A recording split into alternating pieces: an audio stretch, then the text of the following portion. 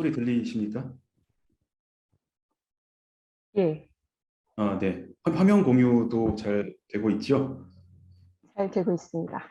예, 그러면 발표 시작하도록 하겠습니다. 예, 안녕하세요. 방금 소개받은 국민대학교 자동차 IT 융합학과 김종찬 교수입니다.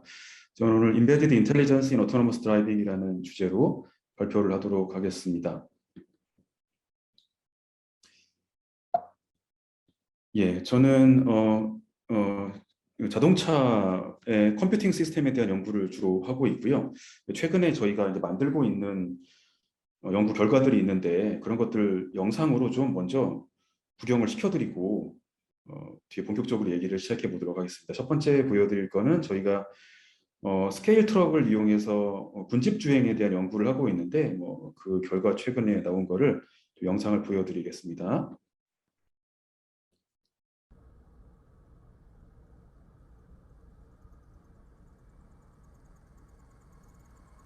이건 자동차고요.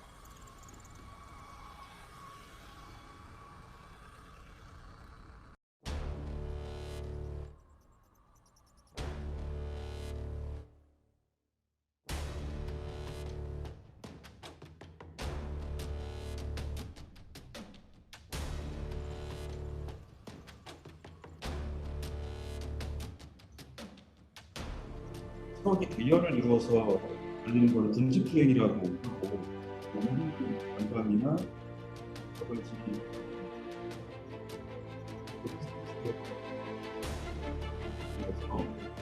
트럭을 연달아 달리는 트럭으로 이루어진 높이면서 돌리면서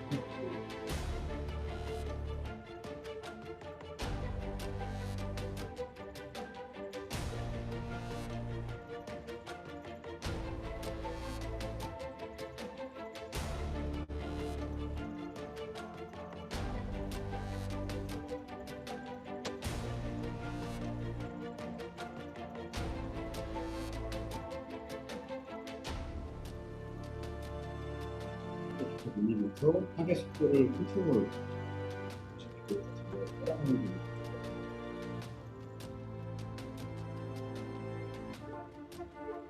그러면 차량 사이 간격을 계속 부여 도로를 여기까지 좋아지니까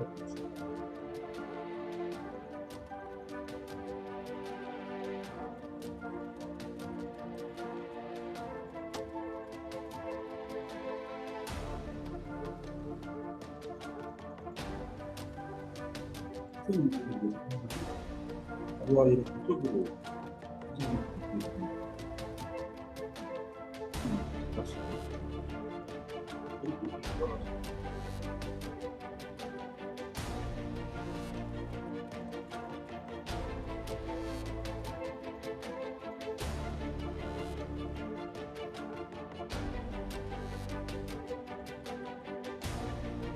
카메라가 나와 있다 생각했는데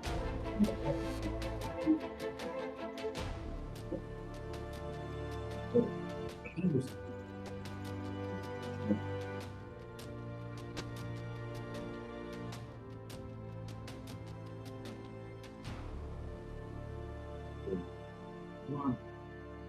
페인 트럭을 이용해서 군집 주행 시스템을 만든다든지 이런 연구들을 많이 하고 있고요. 이런 걸 만들기 위해서는 결국 센서 처리를 위한 컴퓨터나 그다음에 제어를 위한 컴퓨터 플랫폼 기술이 필요한데 저는 이제 제어 알고리즘을 만드는 사람은 아니고 제어 알고리즘을 컴퓨팅 플랫폼에 잘 녹여내서 컴퓨팅 플랫폼을 효과적으로 사용할 수 있도록 하는 게 제 연구 목적입니다. 그 중에 이제 대표적인 연구 주제 중에 하나가 카메라 기반의 딥러닝 시스템인데요. 앞에서 보여드린 트럭에도 탑재가 되어 있지만 카메라를 통해서 차선이나 장애물 같은 걸 인식을 해야 되는데 대표적으로 딥러닝 기술을 많이 사용을 하죠. 근데 제가 관심을 가지는 부분은 딥러닝 알고리즘보다는 외부 세계에서 어떤 이벤트가 발생했을 때 그게 카메라가 그거를 캡처를 하고 딥러닝 시스템이 그거에 대한 처리를 끝내가지고 결과가 나올 때까지의 종단간 엔드투엔드 딜레이에 관심이 많이 있고요. 그런 거를 최적화하는 연구를 하고 있습니다. 그래서 예를 들어서 영상을 보시면 위에 부분이 이제 실제 리얼 월드가 되겠죠. 그러니까 리얼 월드가 위에 보이고 카메라가 두 대가 있는데 각각의 카메라가 서로 다른 딥러닝 시스템에 연결이 되어 있습니다. 그리고 밑에 보는 것처럼 카메라에 들어오는 인풋에 대해서 오브젝트 디텍션을 하고 있고요. 그 왼쪽에 있는 화면은 오리지널 욜로라고 하는 굉장히 유명한 오브젝트 디텍션 시스템이 있는데 오리지널 욜로가 기반으로 한 다크넷이라는 프레임워크 기반 인퍼런스를 보여주고 오른쪽은 저희가 개선한 걸 보여줍니다. 잘 보시면은 리얼 월드가 얼마나 빨리 얼마나 그 적은 딜레이를 가지고 오브젝트 디텍션 결과를 내느냐가 결국 포인트인데 양쪽의 화면을 좀 비교해서 보시면 그 관점에서 좋을 것 같습니다.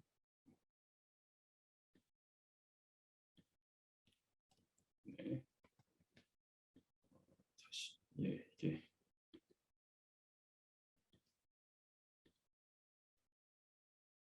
예, 버스가 오른쪽에는 바로 디텍트가 되고요. 왼쪽은 굉장히 딜레이가 있죠. 빨간색 차도 마찬가지로 오른쪽은 바로 디텍트가 되는데 왼쪽은 딜레이가 있습니다. 그러니까 이런 그 엔드투엔드 딜레이죠. 리얼 월드가 결국은 얼마의 시간이 걸려가지고 그 리얼 월드에 대한 언더스탠딩을 만들어낼 것이냐라고 하는 건데 이게 느리게 되면 당연히 여러 가지 문제가 있을 겁니다. 특히 실시간성이 중요한 자동차 애플리케이션 같은 경우에는 앞에 충돌 위험이 있는데 그 충돌 위험이 있다는 거를 시간이 오래 지나서 디텍트를 한다면 충돌한 이유가 되겠죠. 그런 거를 막기 위해서 실시간으로 굉장히 짧은 딜레이를 가지고 외부 세계의 어떤 움직임을 딥러닝 뉴럴 네트워크가 판단을 해야 됩니다. 그러기 위해서는 컴퓨팅 리소스를 굉장히 잘 활용을 해야 되고요. 거기에 대한 연구들을 많이 하고 있습니다. 그래서 이런 것들이 제가 하고 있는 연구이고요.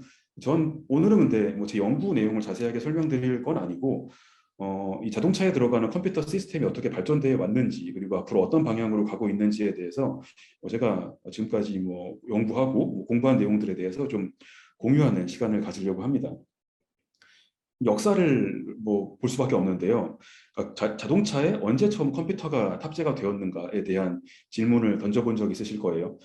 제가 파악한 바로는 밑에 보시는 게 이제 흔히 옛날에는 트립 컴퓨터라고 많이 얘기를 했었죠. 그러니까 연비라든지 지금 목표 지점까지 얼마의 거리가 남아 있는지 뭐 이런 뭐 그 트립에 대한 여러 가지 정보들을 컴퓨터로 관리해 주는 이런 시스템들을 예전에 사용을 했습니다. 지금은 이제 내비게이션 시스템에다 통합이 되어 있지만 뭐 제가 예전에 저희 아버지가 타던 차에는 이런 트립 컴퓨터가 와 최첨단이다라고 그런 느낌을 줬던 걸로 기억합니다. 이게 이제 GM에서 쉐보레에서 개발했던 뭐 세빌, 뭐 엘도라도 이러한 자동차들이 70년대 말에 이런 디지털 컴퓨터죠. 아주 기초적인 형태 이런 거를 탑재해서 양산을 했다고 하고요.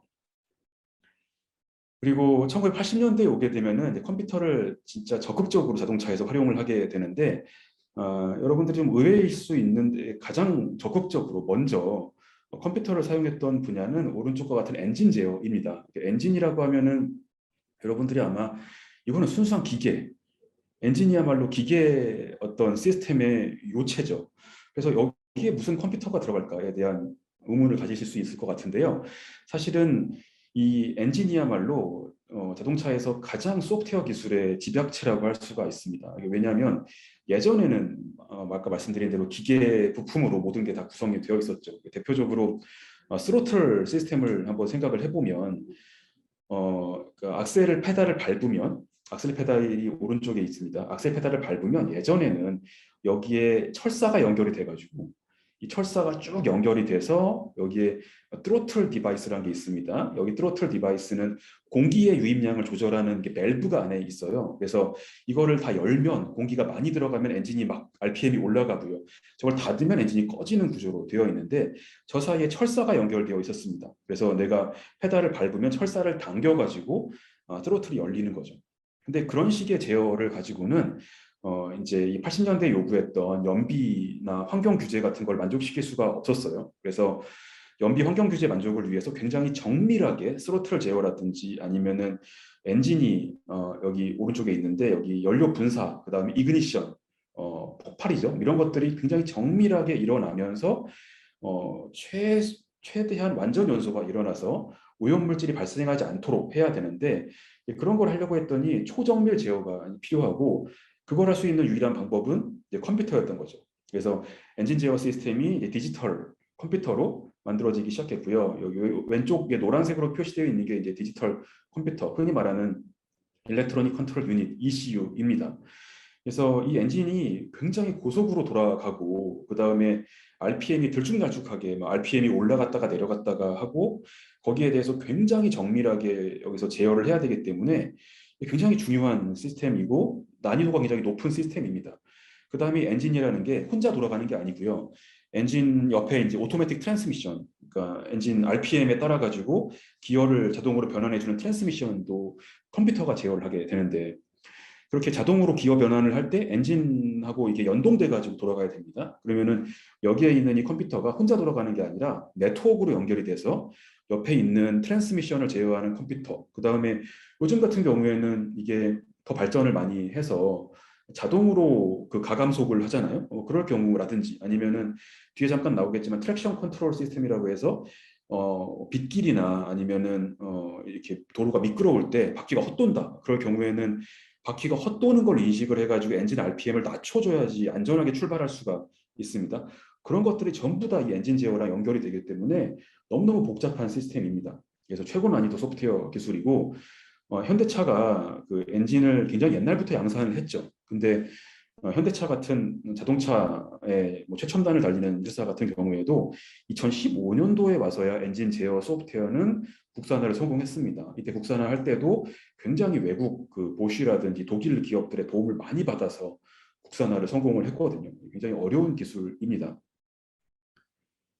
그리고 이때쯤에 비슷하게 이제 아까 방금 말씀드렸던 것처럼 그 네트워크가 자동차 안에 들어가야 된단 말이죠. 뭐 엔진 제어, 그다음에 뭐 트랙션 컨트롤, 그다음에 트랜스미션 제어 이런 것들이 독자적으로 다 돌아가는 게 아니라 서로 코오퍼레이션을 해야 되기 때문에 네트워크가 필요했고요. 거기에 대해서 마찬가지 앞에 엔진 제어기도 보쉬가 사실 처음 만들었거든요. 독일의 보쉬. 여기도 마찬가지 보쉬가 83년도에 이 자동차 내부의 인비클 네트워크를 위한 전용 네트워크를 개발을 시작했고 컨트롤러 에리어 네트워크라고 보통 얘기합니다. 캔 버스라고 얘기하죠. 이건 이제 83년에 개발에 착수해서 86년에 자동차 공학회에 발표를 하고 90년대 초에 메르세데스 벤츠에서 양산을 시작을 하게 됩니다. 그리고 이게 인비클 네트워크의 표준이고요. 지금도 자동차 네트워크는 기본적으로 캔 네트워크로 구성되어 있다고 보시면 됩니다. 이 안에 이 와이어들이 거의 다 이제 캔 네트워크로 구성이 되어 있습니다. 이 캔 네트워크 같은 경우에는 외부 노이즈에 강하게 만들기 위해서 와이어링을 두 개를 사용을 해서 여기 보시는 것처럼 노란색 와이어랑 초록색 와이어가 있죠. 그러면은 노드들이 두 개의 와이어를 동시에 물고 있고 보통 이제 그 싱글 와이어를 사용하는 네트워크들은 여기에 로우 볼티지, 하이 볼티지 이 볼티지 레벨에 의해 가지고 로우 볼티지는 제로, 하이 볼티지는 1 이런 식으로 영의를 인코딩을 하게 되는데 얘 같은 경우에는 하이 볼티지와 로우 볼티지 두 개의 와이어가 있고요. 이 볼티지 레벨이 얼마나 떨어져 있느냐 붙었느냐를 가지고 0이냐 1이냐를 판단하게 됩니다. 그래서 외부 노이즈에 의해서 어떤 볼티지가 튀거나 그럴 경우에도 이게 같이 튀질 거잖아요. 이 하이 볼티지, 로우 볼티지 두 개의 와이어가 그러면 이제 결국은 그 둘 사이의 간격은 일정하기 때문에 외부 노이즈에 대해서 굉장히 강건한 이런 특징을 보이게 됩니다. 그러한 특징에 의해서 컨트롤러 에리어 네트워크가 굉장히 많이 사용이 되고 있고 앞으로도 자동차의 백본 네트워크는 컨트롤러 에리어 네트워크가 당분간은 제가 아는 한은 사용이 되게 될 겁니다. 그리고 그 즈음에 이제 사실 좀 다른 스레드인데요. 그러니까 양산형 자동차를 만들기 위해서 엔진도 컴퓨터로 제어하고 캔 네트워크도 만들고 이러한 양산을 위한 노력이 계속 꾸준히 진행되고 있는 도중에 80년대 비슷하게 이제 자율주행을 위한 그러니까 먼 미래를 위한 기술도 개발이 되기 시작했는데 여기 보는 거는 CMU에서 만든 네블랩이라고 하는 뉴럴 네트워크이고요. 이 뉴럴 네트워크 기반의 자동차가 보시는 것처럼 이제 주행을 하는 모습입니다. 한번 틀어보면 이 트럭이죠. 이 트럭의 뒤에 보면 이제 움직이는 겁니다. 참고로 지금 최고 속도로 달리고 있는 거고요. 멈춰 있는 게 아니고요. 최고 속도가 1.6km/h라는 무시무시한 속도로 달리고 있습니다. 보시면 낙엽이 쌓여 있는 부분과 깨끗하게 치워놓은 거 보이시죠? 예, 아마 대학원생들이 깨끗하게 치우고 실험을 했을 거라고 생각이 되는데요. 예, 저기에 이제 저 안에 타고 있습니다. 보면 워크스테이션들이, 썬 워크스테이션들이 가득 들어 있어서 저기서 뭐 오른쪽에 보는 것과 같은 뉴럴 네트워크를 돌리게 되는데, 이 뉴럴 네트워크가 지금 생각해 보면은 굉장히 단순해요. 88년도 보니까 뭐 이제 굉장히 옛날이죠. 보면은 투 레이어 풀리 커넥티드 네트워크이고요. 그다음에 4,000개 파라미터가 있고 트레이닝 데이터는 5분입니다. 지금 생각하면 장난감 수준에 불과한 뉴럴 네트워크인데, 이때는 딥러닝이 쓰이기 전이죠. 그러니까 뉴럴 네트워크라고 하는 게 히든 레이어가 하나만 들어가지, 보통 히든 레이어가 여러 개 들어가는 뉴럴 네트워크는 아예 이 당시의 컴퓨팅 파워로는 아예 구현이 불가능했기 때문에, 특히나 이제 트레이닝이 불가능했기 때문에 이게 최선이었던 거죠. 그래서 어쨌든 이런 뉴럴 네트워크를 이용해서 자율주행을 하고자 했던 노력이 80년대 후반에 이미 있었습니다. 여러분들이 잘 알고 있는 립스 아시죠? 뉴립스라고 지금 바뀌었는데, 인공지능 컨퍼런스 88년도에 발표가 되었고요. 격세지감이라는 걸 느낄 수가 있습니다. 사실. 예, 그리고 이제 뭐 90년대로 또 이제 오게 되면 여기 보시는 것처럼 보다 적극적으로 자동차의 거동에 컴퓨터가 개입을 하게 됩니다. 대표적인 게 ABS죠. 엔티 락 브레이크, 뭐 이렇게 보통 얘기하는, 브레이크가 잠기는 것을 방지하기 위해서 브레이크를 꽉 밟게 되면은 바퀴가 잠긴 채로, 즉 바퀴가 딱 멈춘 채로 차가 공중에 뜨는 거죠. 그러니까 그 접지력이 약할 경우에는 바퀴를 브레이크를 꽉 밟게 되면은 접지력이 없으니까 바퀴가 아예 딱 고정된 상태에서 공중에 떠서 날아간단 말입니다. 차가. 그런 거를 막기 위해서 접지력을 잃지 않고 바퀴가 이제 제동이 되기 위해서는 브레이크를 밟았다가 떼었다가 밟았다 떼었다를 반복해줘야 되는데, 그게 이제 컴퓨터가 제어를 해줘야 되죠. 그게 이제 ABS라는 시스템이고, 트랙션 컨트롤 시스템은 이제 가속할 때 엔진이 윙 하고 돌아가는데, 눈길에서 만약에 엔진이 윙 돌아가게 되면 차는 움직이지 않는데 바퀴는 돌아가기 때문에 차가 굉장히 헛돌거나 아니면 횡방향으로 휙 돌아버리는 문제가 발생할 수가 있죠. 그래서 바퀴가 헛돈다는 것을 인식을 해서 엔진을 퓨얼 컷을 보통 합니다. 엔진이 RPM이 올라가지 않도록 만들어주는. 그러니까 운전자 입장에서는 악셀을 확 밟죠. 근데 미끄러지기 때문에 그 바퀴가 헛돌고 출발을 못 하고 있는데, 자동차는 바퀴가 도니까 빨리 가고 있다고 느끼게 됩니다. 그럴 경우에 위험한 상황이 발생하게 되죠. 그럴 경우에도 지금 헛돈다라고 하는 걸 인식을 해가지고 바퀴가 엔진을 이제 좀 더 엔진을 다운시키는 RPM을, 이런 이제 감속이나 가속할 때 차량의 횡방향 안전성을 보장하기 위한 노력들이 컴퓨터에 의해 가지고 이루어지게 되고, 그걸 하기 위해서 이제 차가 어떻게 움직이고 있는지, 바퀴가 헛도는지 이런 것들에 대한 센싱을 해야 되고요. 거기에 대한 컴퓨테이션을 해야 되고, 액추에이션을, 엔진을 이제 뭐 그 더 빨리 돌리거나 늦게 돌리거나 한다든지, 아니면은 바퀴를 잡아가지고 제어를 브레이크를 잡는 걸 가지고 제어를 해야 되죠. 이게 발전해가지고 일렉트로닉 스테빌리티 컨트롤이라고, 네 바퀴에 대한 브레이크가 별도로 돌아가면서 차가 달리다가 바퀴 하나가 이제 공중에 뜹니다. 예를 들어가지고 뭐 그럴 경우에는 뭐 이제 여러 가지 횡방향 제어에 문제가 생길 수가 있기 때문에, 예를 들어서 언더스티어, 오버스티어라는 얘기 아마 들어보신 적 있을 거예요. 이제 제가 급 커브를 도는데 차가 바깥쪽으로 빠져나갑니다. 이제 언더스티어고요. 차가 안쪽으로 파고 들어갑니다. 오버스티어죠. 그러니까 언더스티어가 날 경우에는 차가 바깥으로 빠져나가잖아요. 그러면은 왼쪽 뒷바퀴에 브레이크를 잡게 되면 차가 거꾸로구나.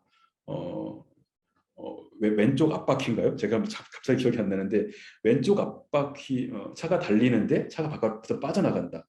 이제 그럴 경우에는 왼쪽 앞바퀴인 것 같아요. 한쪽 바퀴에 브레이크를 잡게 되면 거기가 축이 돼서 이게 회전이 일어나게 되죠. 그러면은 차를 안쪽으로 파고들도록 만들 수가 있습니다. 뭐 그런 식으로 바퀴 하나를 꽉 잡아가지고 브레이크가 차가 그 바퀴를 축으로 해서 안쪽으로 파고들거나 바깥쪽으로 빠져나가거나 그렇게 만들 수가 있거든요. 그러면 그런, 그러니까 그 스티어링만 가지고 횡방향에서 컨트롤이 어렵다고 판단됐을 때 브레이크를 가지고 차량의 거동을 움직이는 시스템이 일렉트로닉 스테빌리티 컨트롤 시스템이죠. 뭐 그런 것들이 발전을 하게 됩니다.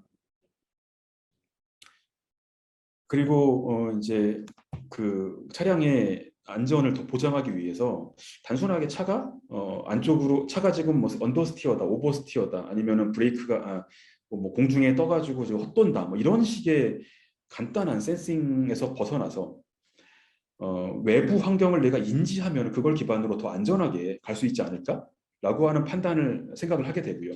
그걸 하기 위해서 결국은 이제 카메라를 이용해서 뭔가를 이제 인지를 하고 싶었을 겁니다. 그거에 대한 대응을 해서 이제 모빌라이라는 회사가 이스라엘에서 창업이 됩니다. 이제 이스라엘의 암논 샤슈아라는 교수님이 창업을 했는데 카메라를 가지고 비전 처리를 해서 자동차가 그걸 기반으로 뭔가 안전하게 움직이게 하겠다라고 하는 생각을 하게 된 거죠. 그래서 이 회사에서 결국은 IQ라고 하는 여기 보시는 이런 비전 프로세서를 만들어내게 되고요.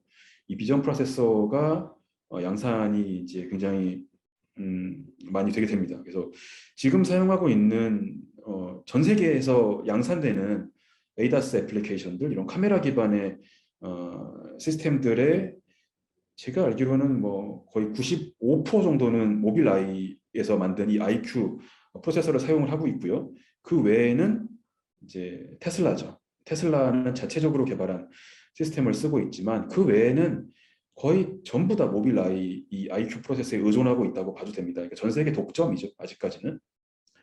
이 회사가 이제 2017년인가에 인텔에 인수가 돼가지고 지금은 이제 인텔의 자회사입니다.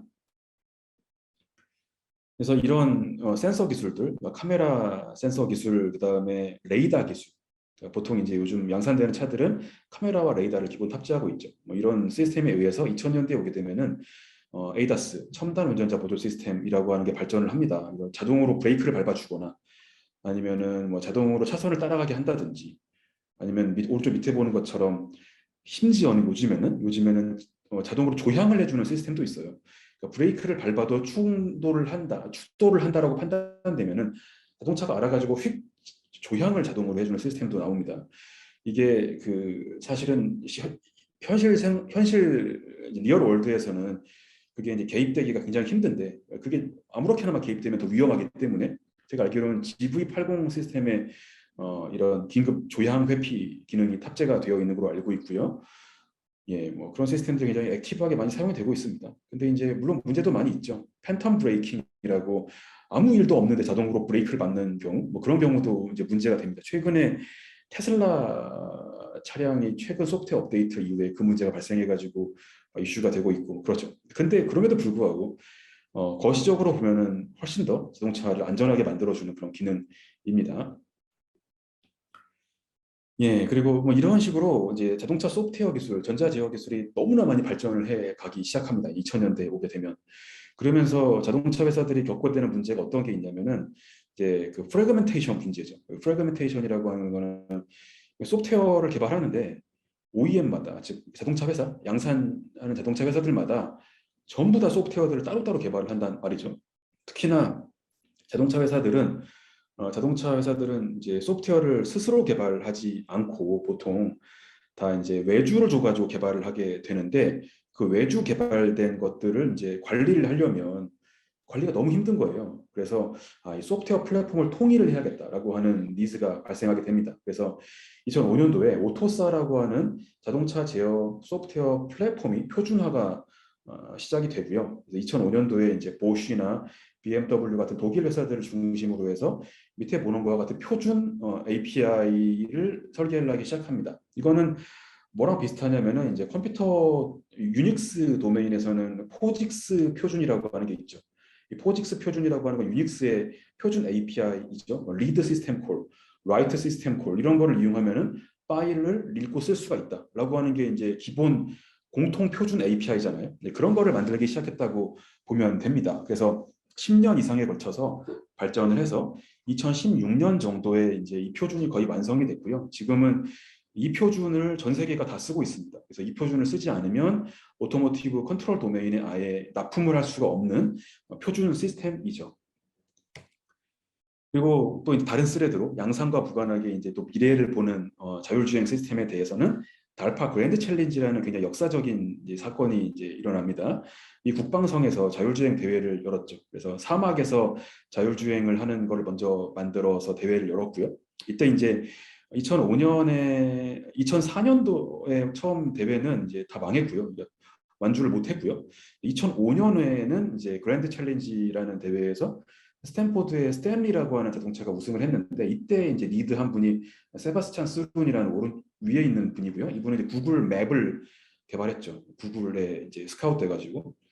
2007년도에 달파 어반 챌린지는 이제 도심지에서 대회를 했는데 이때는 CMU와 GM이 만든 보스라는 자동차가 우승을 했고요. 크리스 엄슨이라는 분이 이때 리드했는데 밑에 있는 분이고요. 이분이 이제 오로라라고 하는 회사를 창업을 했고 그 전에는 구글 자율주행차를 개발한 분이 이분입니다. 구글 자율주행차를 그 실제 테크니컬하게 리드해서 그 팀을 만든 분이 이제 크리스 엄슨이라는 분이죠.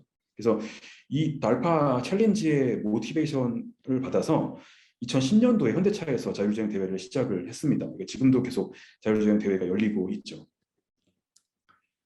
2007년도에 열렸던 얼반 챌린지 대회에 참가했던 차들인데요. 왼쪽이 우승을 했던 CMU의 보스고 오른쪽이 이제 스탠포드 주니어라는 차인데 보면 이 안에 컴퓨터가 어떤 게 들어가 있는지를 뒤에 트렁크를 열면 보이죠.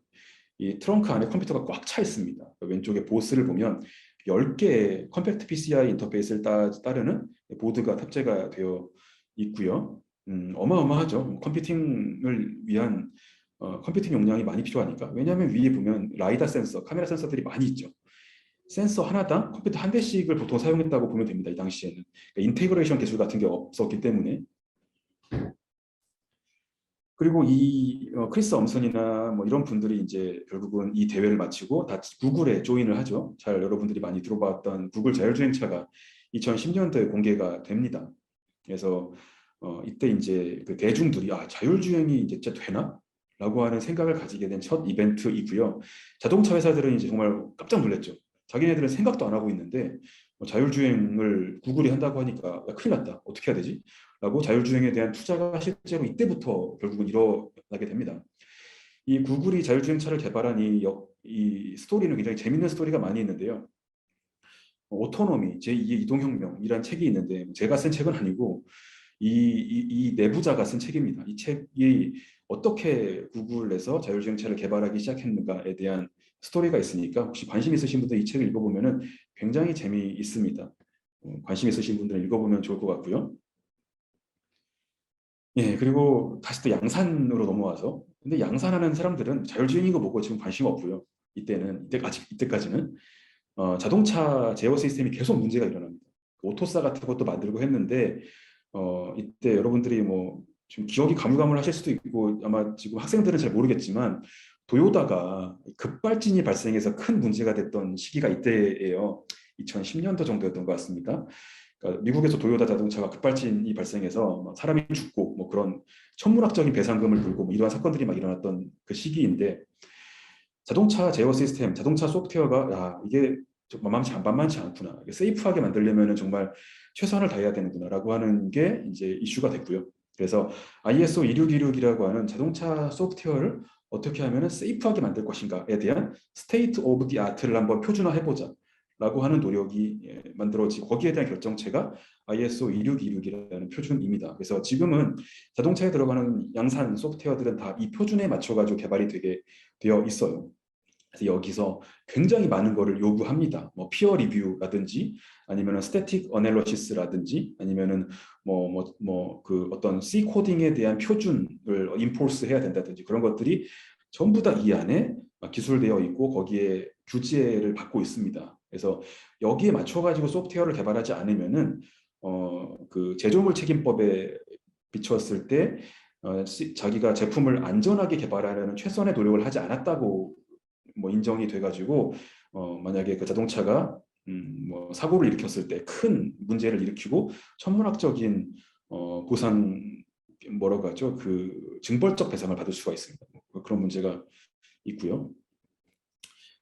근데 이제 뭐 이런 와중에도 뭐 역사는 계속 진보하죠. 테슬라 같은 회사들이 나타나기 시작하는데, 그러니까 제가 지금까지 얘기한 거를 들여다 보면은 양산을 하기 위해서 여러 가지 보수적인 노력들이 계속 이루어지고 있죠. 오토사라든지 ISO 2626이라든지 그러한 굉장히 보수적으로 소프트웨어들을 안전하게 만들고 그런 노력들이 이루어지고 있고 구글의 자율주행차나 달파 얼반 챌린지처럼 완전히 이제 별 세계로 가고자 하는 그런 미래로 가고자 하는 노력이 따로따로 가고 있었습니다. 그 둘 사이에 접점이 사실 없죠. 아직까지는. 근데 그 접점을 만들어낸 게 2015년에 테슬라 오토파일럿이라고 생각이 되고요. 테슬라 오토파일럿은 최초로 자율주행차라고 브랜딩을 하면서 만들어낸 차죠. 그래서 이 차는 사실 판매할 때는 자율주행 기능이 이제 없이 판매가 됐는데 오버 더 에어 업데이트를 이용해 가지고 소프트웨어 업데이트로 자율주행 기능이 이제 제공이 되기 시작한 최초의 사례입니다. 그러니까 지금도 자동차의 제어 기능이 소프트웨어 업데이트로 다운로드가 되는 경우는 사실 없거든요. 근데 이때 테슬라가 처음 그거를 시도를 했고요. 그래서 이때 얘네들이 만들어낸 자율주행 기능이 이렇게 대단하진 않습니다. 사실 지금에 비추어 보게 되면은 그 당시에 대단했지만 2015년에 테슬라의 자율주행 기능은 지금 현대차도 훨씬 더 앞서가 있습니다. 그것보다. 왜냐하면 이때 자율주행 애플리케이션의 핵심은 모빌아이의 프로세서였어요. 그러니까 테슬라도 이때는 모빌아이 카메라를 가지고 개발했기 때문에 이 카메라나 지금 현대차가 양산하고 있는 비전 프로세싱 기능이나 똑같습니다. 사실. 그래서 테슬라가 더 잘했다, 잘할 수 있는 게 없어요. 이 당시만 하더라도. 그래서 현대차의 지금 하이웨이 드라이빙 어시스트 기능 정도의 수준이라고 보겠는데 어찌 보면은 굉장히 마케팅을 잘해서 게다가 중요한 거는 소프트웨어 업데이트를 통해 가지고 이 기능을 제공해 줌으로써 무한한 가능성을 보여줬죠. 소프트웨어 업데이트를 계속 해주면서 기능이 계속 좋아지니까 이거는 자동차가 감가상각이 되는 게 아니라 가치가 점점 올라가는 거죠. 말하자면. 그래서 지금 요즘에도 테슬라 차는 중고차가 더 비싸잖아요. 뭐 신차 가격보다. 뭐 그런 이상한 걸 만들어냈습니다. 그래서 이 미래를 자율주행의 스레드와 그다음에 양산 자동차의 스레드가 합쳐지게 된 포인트가 테슬라의 오토파일럿이라고 생각이 됩니다. 근데 그 당시에 테슬라가 양산했던 시스템이 이겁니다. 모빌아이 IQ 프로세서가 왼쪽에 있고요. 오른쪽에 이제 뭐 전통적인 자동차 제어에 쓰는 CPU가 있고요. 똑같아요. 지금 현대차가 양산하는 시스템이랑 똑같습니다. 별게 없죠, 사실. 그렇기 때문에. 네. 근데 이제 이 당시에 그 엔비디아도 여러분 잘 알고 있지만 이제 본격적으로 자율주행에 뛰어드는데요. 그 엔비디아가 앞에 제가 그 CMU에서 만들었던 그 뉴럴 네트워크 있죠. 그 뉴럴 네트워크, 네블랩이라고 했던 뉴럴 네트워크, 그 네블랩을 발전시켜서 딥 러닝 버전의 네블랩을 만들게 된 게 네이브 2라고 하는 시스템입니다. 오른쪽 보게 되면 굉장히 딥 뉴럴 네트워크이죠. 에이, 컨볼루션이 이제 개발됐거든요. 그래서 컨볼루션이 들어가 있는 메인 레이어 네트워크이고 25만 개 파라미터 3,000시간의 트레이닝 데이터를 가지고 이런 걸 만들었고요. 보면은 영상에 보시는 것처럼 처음에는 잘 주행을 못해요. 그렇게 막 했는데 점점 이제 인간의 운전을 수습을 합니다. 그래서 점점 운전 기능이 발전을 하게 되고 보시는 것처럼 도로에서 차선을 좀 위반하긴 하지만 주행이 가능한 그런 시스템을 만들어냈고 이 당시 굉장했어요. 엔드 투 엔드 딥러닝이라고 해가지고 굉장했었죠. 이게 딥러닝으로 구글 네트워크로 자율주행이 되는구나 라고 하는 강립 현상을 막 프로모션 시켰죠. 얘네들이 이제 놀라운 거는 보는 트렁크에 이 컴퓨터 한 대 보이십니까? 엔비디아 드라이브 PX라고 하는 플랫폼인데 이 컴퓨터 한 대 가지고 이거를 인퍼런스를 했단 말이죠. 그러니까 네브랩 같은 경우에 그 트럭 안에 가득 차 있는 워크스테이션을 저 컴퓨터로 줄인 거죠. 그 작은 컴퓨터로 줄인 거죠. 그래서 이 기술을 이제 인테그레이션을 해가지고 엔비디아 드라이브 PX2라고 하는 컴퓨터를 발표를 했고요. 이게 이제 그 당시에 굉장했습니다. 이게 GPU를 이용해가지고 자율주행 컴퓨터, 인공지능 컴퓨터를 이제 만들어냈고요. 이 당시에 굉장히 엔비디아 입장에서는 좀 그 기회가 됐던 게 2016년에 그 모빌아이 기반의 테슬라 자율주행 시스템이 큰 사고를 일으킵니다. 이거는 뭐 자세한 얘기는 하기가 시간이 없는데 왼쪽에 보는 것처럼 큰 사고를 일으켜서 일론 머스크가 모빌아이 칩을 퇴출을 시킵니다. 그러면 이제 대안이 없잖아요.